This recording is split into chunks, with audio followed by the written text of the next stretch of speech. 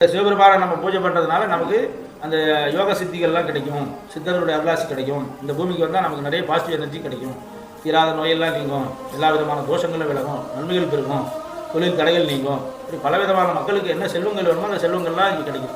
16 இப்படி இந்த மாதிரி அற்புதமான திருவேணிகள்லாம் அவங்க காப்பாற்றாமல் இருந்திருந்தாங்கன்னா எப்போ இதெல்லாம் அழிஞ்சு போயிருக்கும். சிவாச்சாரியார்கள் அந்தந்த கோவிலில் இருக்கக்கூடிய லிங்கங்களை காப்பாற்றி வச்சதால இன்றைக்கி நம்ம பூஜை பண்ணிட்டு இருக்கோம். பார்த்துருக்கோம். இந்த சூரியகாந்த திருமேனியான லிங்கத்தை காகபுஜன்ற சித்தர் பல ஆயிரம் ஆண்டுகளுக்கு முன்னாடியே நிறுவியிருக்கார். 18 சித்தர்கள் இல்லாமல் பல சித்தர்களும் இந்த லிங்கத்துக்கு வந்து பூஜை பண்ணியிருக்காங்க. காகபுஜன்ற சித்தர் வெகுகால பிரம்மபாகம், விஷ்ணுபாகம், ருத்ரபாகத்தில் நவபாஷான கலவையை உள்ள வச்சு இந்த லிங்கத்தை பிரதிஷ்டை பண்ணியிருக்கார். நவபாஷானத்தை உள்ள வச்சு பிரதிஷ்டை பண்ணியிருக்கார். சுவாமி வந்து 6 அடி உயரம், 14 அடி அகலம் உள்ள ஆவுடையார்.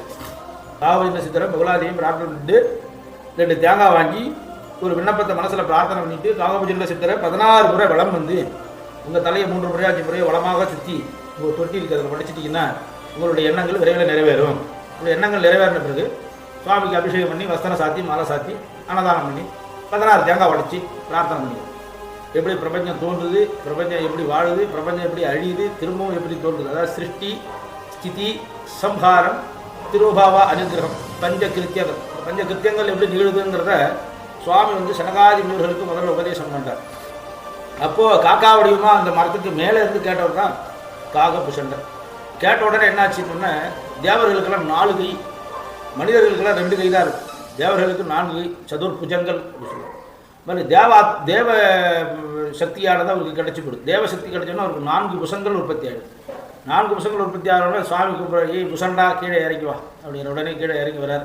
சரி நீ போய் ஆன்மீக சிந்தனையோட அந்த உலகம் முழுவதும் சிரஞ்சீவியாக இருந்து ஆன்மீக உரையாற்று, ஆன்மீகத்தை பரப்பு, ஜனங்களுக்கு நல்ல விஷயங்களை சொல்லிக் கொடு, நிறைய மாணவர்களை உருவாக்கு அப்படின்னு சுவாமி அனுகிரகம் பண்ணி அனுப்பிடுறார்.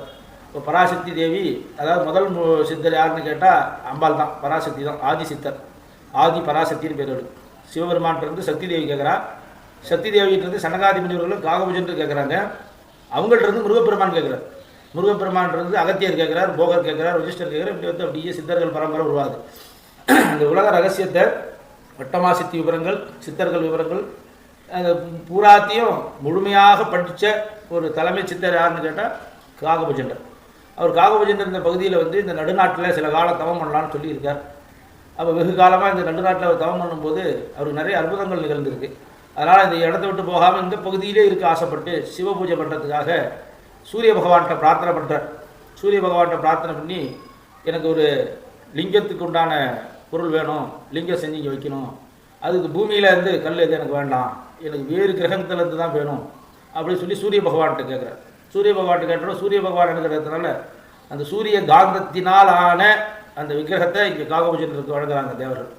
அது காகபுஜன் தவத்துக்கு மெச்சி தேவலோகத்திலிருந்து இந்த சூரிய காந்த கல்லினாலான லிங்கம் இங்கே வருது. இதில் என்னென்னா தேவசிற்பியாகிய மயன்னு சொல்லக்கூடிய தேவசிற்பி, பூமியில் இருக்கிற சிற்பி படைச்சதில்லை, தேவசிற்பி படைச்ச லிங்கம் அது. அந்த தேவசிற்பியாக மயன்ற அந்த சிற்பியானவர் அந்த 16 பூங்களுடைய சூரியகாந்த லிங்கமாக படைச்சி காகபுஜனுக்கு வழங்குறார். அதில் அந்த 16 என்பது சந்திரனுடைய கலைகள் 16. சுவாமி வந்து சூரிய காந்தத்தினாலான சிவலிங்கத்தை காகபுஜனுக்கு வழங்குறாங்க.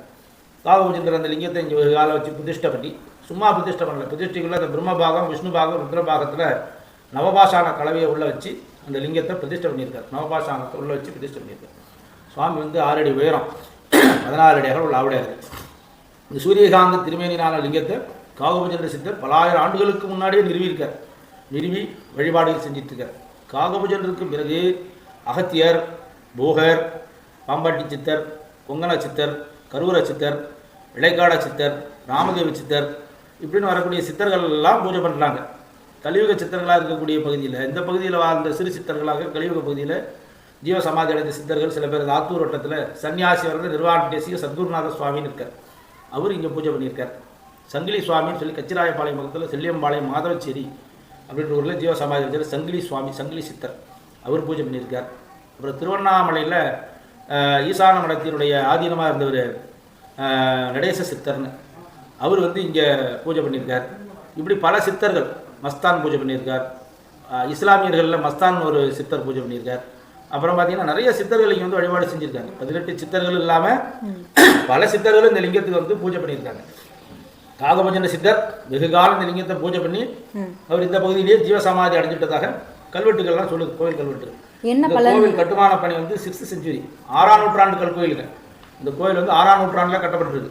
இந்த கல்கோயில் வந்து கல்கோயில் சுற்றிலும் கல்வெட்டு இருக்குங்க. கல்கோயில் சுற்றிலும் பார்த்தீங்கன்னா 6ஆம் நூற்றாண்டு கல்வெட்டு.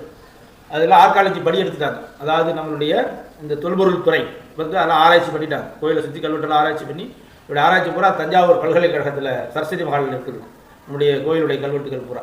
இந்த கல்வெட்டுகளில் பார்த்தீங்கன்னா 6ஆம் நூற்றாண்டில் எழுதப்பட்ட கல்வெட்டுகள் என்ன எழுதியிருக்காங்கன்னா, காகபுஜண்ட சித்தர்னால் நிறுவப்பட்ட சூரியகாந்த திருமேனி லிங்கம், சுவாமி சூரியகாந்த கல்லினால் ஆனவர், 16 முகங்களுடைய சிவபெருமான், சோடசலிங்கம் அப்படின்னு பேர், சோடசலிங்கம். இந்த சோடசலிங்கத்தை பூஜை பண்ணுறதுனால நவகிரக கோள்களால் உண்டாகக்கூடிய தோஷங்கள் அனைத்தும் நிவர்த்தியாகும். 9 கோள்களால் மனிதருக்கு எந்த ஒரு தொந்தரவுகள் இருந்தாலும் இந்த கோவிலுக்கு வந்து சிவ பூஜை பண்ணால் வழிபாடு செஞ்சால், பிரதோஷ பூஜையில் கலந்துட்டா, பௌர்ணமி பூஜையில் கலந்துட்டாலே போதும், அவங்களுக்கு எல்லா விதமான நன்மையிலும் பெருகும். நீண்ட நாளில் திருமண தடை, ஜாதக தோஷம், குழந்தையின்மை, இந்த மாதிரியான பிரச்சனைகளுக்கு சுவாமிக்கு பிரதோஷ நாள் அன்னைக்கு தேன் அபிஷேகம், தேன் வாங்கிட்டு வந்து சுவாமி மேலே அந்த தேனை ஊற்றி அபிஷேகம் பண்ணி அந்த தேனை அபிஷேகம் பண்ண தேனை வாங்கிட்டு போய் ஒரு 16 நாளைக்கு அவங்க சாப்பிடணும். அப்படி சாப்பிட்டாங்கன்னா தோஷம் நீங்கி, தடைகள் நீங்கி, நன்மைகள் உண்டாகுது.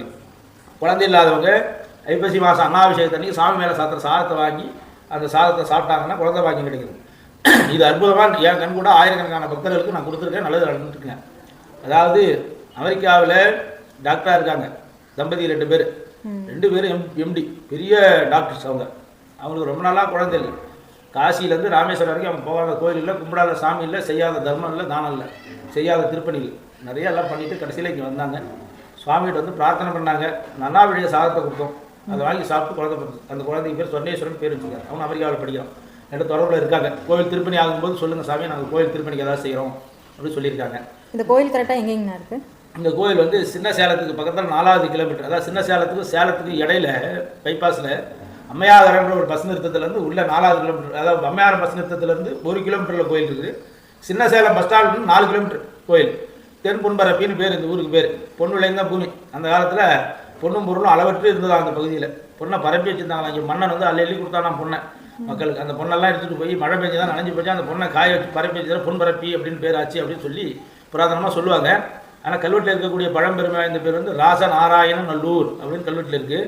அதாவது இந்த சுவாமிக்கு பேர் வந்து திருநீற்று வீரமங்கலம் சோழீஸ்வரமுடைய நாயனார்னு பழைய காலத்து பேரும், இடைக்கால பேர் அதாவது 6ஆம் நூற்றாண்டுக்கு பிறகு உள்ள பேர் சொர்ணவீஸ்வரன்ற பேரும் இந்த சுவாமிக்கு வச்சிருக்கு.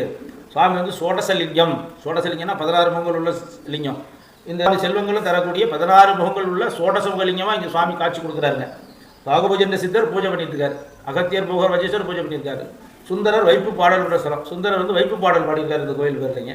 வேறு சித்தர்கள்லாம் வந்து வணங்கின லிங்கிங்க. 6ஆம் நூற்றாண்டு கல்கோயிலுங்க. இது ரொம்ப புராதன சிறப்புமிக்க கோயில். இது வந்து 11ஆம் நூற்றாண்டுக்கு பிறகு நடந்த படையெடுப்புகள், அதாவது சோம்நாத் படையெடுப்பு, மாலிகப்பூர் படையெடுப்பு, கஜினி முகமது படையெடுப்பு, இப்படி பல படையெடுப்புகளில் மாட்டி இந்த கோவில் முழுவதும் சிதிலமாக்கப்பட்டிருக்குங்க. அப்போ மிந்தினது வந்து இந்த கர்ப்பகிரகம், அர்த்த மண்டபம், மகாமண்டபம் மட்டும்தான் மிச்சமாக இருக்குது. இந்த கோயில் வந்து 4 பிரகாரம், 32 சந்தி, 9 ராஜகோபுரத்தோட மிகப்பெரிய ஸ்தலமாக இருந்திருக்கு. ஆதி காலத்தில் பொன்னாலான திருமேனிகள் இருந்திருக்கு. சுவாமி நடராச பெருமான் 5 அடி உயரம் தங்கத்திலே இருந்திருக்காரு. சிவகாமி இருந்திருக்காங்க, 4 பேர் இருந்திருக்காங்க, நாயன்மார்கள் இருந்திருக்காங்க. எல்லா மூர்த்தங்களும் ஸ்வர்ண திருமேனிகள், தங்க திருமேனிகளாக இருந்திருக்காங்க. இவை எல்லாம் கொள்ளையடிச்சிட்டு போயிருக்காங்க வேற்று நாட்டவர்கள் படையெடுத்து வந்து. அப்போ கொள்ளையடிக்கின்ற தருவாயில் இந்த கோவில் முழுவதும் அழிச்சிருக்காங்க. அழிச்சது போக ஆனால் கருவறை மட்டும் அவங்களால தொட முடியல. இது மட்டும் மிச்சமாயிருக்கு. அதாவது கர்ப்பகிரகம், அர்த்த மண்டபம், மகாமண்டபம் மட்டும் மீதமாக இருக்குது இந்த கல்கோவிலில். விமான கோபுரம் இதெல்லாம் கொஞ்சம் செலவாக இருக்குது. இதில் பார்த்தீங்கன்னா இந்த லிங்கத்துக்கு முன்னாடி அவங்க படையெடுத்து வரான்னு சொல்லி நம்ம முன்னோர்கள் காலத்தில் ஆதிசைவ சிவாச்சாரியார்கள் என்ன பண்ணியிருக்காங்கன்னா செவ்வறு எழுப்பியிருக்காங்க. இந்த லிங்கத்தை மறைச்சி ஏன்னா வந்து சாமி உடச்சு போட்டு போடுவாங்க, எப்படி இருந்தாலும் காப்பாற்ற முடியாது அப்படின்னு ஒரு செவ்வறு எழுப்பிட்டு அந்த கருவறைக்கு அடுத்தது அர்த்த மண்டபம்னு பேர். அந்த அர்த்த மண்டபத்தில் ஒரு பொம்மை வடிவிலான லிங்கம், ஒரு கல்லினாலான ஒரு பொம்மை வடிவிலான ஒரு சாதா லிங்கத்தை வச்சுட்டாங்க. அதாவது பிரதிஷ்டை இல்லாத ஒரு லிங்கத்தை வச்சுட்டாங்க படையெடுத்து வர சமயத்தில். அப்போ வந்தவன் இந்த சிவாச்சாரியாரையும் கொண்டு போட்டுட்டு அந்த லிங்கத்தையும் உடச்சி போட்டுட்டு போயிட்டான். இவங்க கொண்டு போட்டதுனால இந்த செவ்வறு எழுப்புறது யாருக்குமே தெரியாமல் இருந்திருக்கு ரொம்ப காலம், ஒரு 100 வருஷம். அப்போ அந்த சிவாச்சாரியாருடைய குழந்தைகிட்ட அவர் சொல்லியிருக்காரு மாதிரி ஒரு செவ்வறு இருக்குன்னு. அந்த குழந்தை வளர்ந்து ஒரு 80-70 வயசு கிழமை. அப்போ வந்து அந்த கிழமை சொல்கிறான், எங்கள் தாத்தா காலத்தில் ஒரு செவ்வறு வச்சுருந்தாங்க, அது எடுத்தால் உள்ள ஏதோ அற்புதம் இருக்கும் அப்படின்னு சொல்கிறான். அப்போ வந்து அந்த செவ்வறை எடுத்துகிட்டு பார்க்குறாங்க, சுவாமி இன்னைக்கு பூஜை பண்ண மாதிரி இருக்கார். சாத்தன பூ அப்படியே இருக்குது, ஏத்தனை தீபம் எரிஞ்சுட்டே இருக்குது, சுவாமி பிரகாசமாக இருக்கார், அன்னைக்கு பூஜை பண்ண மாதிரி இருக்கார். இந்த அற்புதம் இங்கே மட்டும் இல்லை, நம்ம தமிழ்நாட்டில் இருக்கக்கூடிய மிகப்பெரிய தலங்களாக இருக்கக்கூடிய மதுரை மீனாட்சி அம்மன் கோயில், திருவண்ணாமலை, சிதம்பரம் எல்லா கோயில்கள்லையும் ஆதிசைவ சிவாச்சாரியார்கள் கருவறையில் செவ்வறு எழுப்பி இந்த லிங்கத்தை எல்லாம் சாமியெல்லாம் காப்பாற்றி வச்சிருக்காங்க. அப்படி ஆதிசைவ சிவாச்சாரியார்கள் அந்த லிங்கத்தை நீ காப்பாற்றலைன்னா இன்னைக்கு தமிழ்நாட்டில் எந்த கருவறையும் நம்ம பார்த்துருக்க முடியாது. ஏன்னு கேட்டிங்கன்னா உத்தரகோசவங்க மரகத திருமேனி நடராஜர். அதே மாதிரி பார்த்தீங்கன்னா நம்ம மதுரை மீனாட்சி அம்மா மரகத திருமேனி மரகதக்கல் நல்லா இருக்கும். அதே மாதிரி பார்த்தீங்கன்னா திருவண்ணாமலை அக்னிகாந்தம், திருவானைக்காவல் சந்திரகாந்தம், இது சூரியகாந்தம். நம்மளுடைய தென்பரப்பி சொன்னபுரீஸ்வரருக்கு சூரியகாந்தம். இப்படி சூரியகாந்தம், சந்திரகாந்தம், அக்னிகாந்தம்னு 3 விதமான காந்தத்தன்மை உள்ள கல்களால் ஆகின லிங்க திருமேனிகளை நம்ம முன்னோர்கள் வச்சு வழிபாடு பண்ணி இங்கே இருக்கக்கூடிய இந்த சிவபெருமான் ரொம்ப அற்புதமான சக்தி வாய்ந்தவர். இந்த கோவில் வந்து நம்ம என்ன விண்ணப்பம் வச்சுட்டு போனாலும் அது நிறைவேறும். காகபூஜன சித்தர்கிட்ட பிரார்த்தனை பண்ணிட்டு காகபூஜன ஜீவ சமாதி இருக்குது, அதில் அணையா விளக்கு எரிஞ்சிட்டு இருக்கு. அது வேண்டிய விண்ணப்பங்கள் நிறைவேறுதுங்க. சுவாமிக்கு வந்து சிறப்பு நாட்கள், பிரதோஷ நாள், பௌர்ணமி நாள் இது ரொம்ப விசேஷமாக இருக்குங்க. பௌர்ணமி காலையில் பார்த்தீங்கன்னா ஒரு 9 மணிலேருந்து மதியானம் 12 மணி வரைக்கும் யாக பூஜை, 16 கலசங்கள் வச்சு ஹோமம் பண்ணி சுவாமிக்கு 16 வகையான மங்கள பொருட்களால் அபிஷேகம் பண்ணி, கலச தீர்த்தங்கள்லாம் அபிஷேகம் பண்ணி சுவாமிக்கு அலங்காரம், பூஜை, தீபாராதனை எல்லாம் பண்ணி அன்னதானம் அன்னைக்கு போடுவாங்க. பௌர்ணமியை பிரதோஷம்னா ரொம்ப விசேஷமாக இருக்கும். பிரதோஷம் 4 to 6 பிரதோஷ பூஜைங்க. ஒவ்வொரு பிரதோஷமும் ரொம்ப சிறப்பாக இருக்கும். அதாவது அமாவாசைக்கு 2 நாளைக்கு முன்னாடி பிரதோஷம் காலண்டரில் போட்டிருப்பாங்க. எல்லாருக்கும் நந்திய பெருமான் படம் போட்டிருப்பாங்க. அன்றைய தினம் பிரதோஷம் அன்னைக்கு சாயங்காலம் ஒரு 3 மணிக்கெல்லாம் இங்கே வந்துட்டாங்கன்னா 6 மணி வரைக்கும் சிறப்பு வழிபாடு நடக்கும். அதில் பிரதோஷ பூஜையில் கலந்துட்டா மக்களுக்கு எல்லா விதமான நன்மையிலும் இருக்குது. இப்போ சிலர் வேண்டிட்டு வருவாங்க, சாமி நான் 3 பிரதோஷம் வந்தால் எங்களுக்கு அது சக்ஸஸ் ஆகுது, அதில் பிரதோஷம் வந்தால் சக்ஸஸ் ஆகுது. இப்படி ஒவ்வொருத்தருக்கும் வேண்டுதலுக்கு இறங்க சுவாமி பட்டியலுங்கிறார். வர்றவங்க எந்த மனக்குறையும் இல்லாமல் இன்ன வரைக்கும் இந்த கோயிலுக்கு வந்து இது எனக்கு நடக்கலைன்னு யாரும் சொன்னதில்லை. இன்ன வரைக்கும் இந்த கோயிலுக்கு வந்து நல்லா இருக்கும் சாமின்னு சொல்கிறவங்க தான் இருக்காங்க. அதனால் ரொம்ப அற்புதமான சக்தி வாய்ந்த அற்புத பூமி இது. சித்தர்களுடைய அருள் நிறைந்த தவபூமி இது. எல்லாரும் வாங்க. அடியேன் ஆலய பரம்பரை குருக்கள் சிவகார்த்திகை சிவாச்சாரியர். ஓ நமச்சிவாய. அனைவர் வருக. காகபூஜக சித்தர் அருள் வருக. தென்மன் பரப்பினாதர் அருள் வருக. ஹரஹர நம பார்வதி வதைய ஹரஹர மகாதேவ. ஓ நமச்சிவாய.